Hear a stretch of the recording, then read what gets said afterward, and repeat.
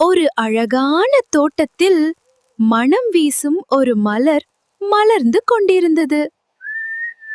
அந்த மணத்தை தேடி ஒரு சிறிய வண்டு அந்த மலரிடம் வந்தது. முதலில் வண்டு மலரை சுற்றி பறந்தது. மலர் வெட்கப்பட்டு இதழ்களை மூடியது. அந்த நட்பு மெதுவாக ஒரு அழகான காதலாக மாறியது.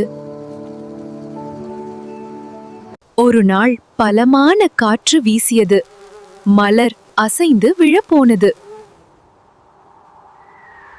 அப்போது வண்டு அருகில் இருந்து மலருக்கு துணையாக இருந்தது.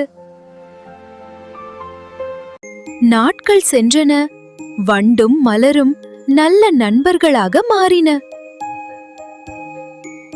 வண்டு சிரித்துக்கொண்டே, மலரே, உன் மனம் என்னை இங்கே கொண்டு வந்தது.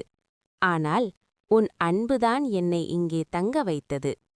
அந்த நாளிலிருந்து மலரும் வண்டும் பிரியாத காதலர்களாக அந்த தோட்டத்தில் ஒரு அழகான காதல் காவியம் ஆனார்கள்.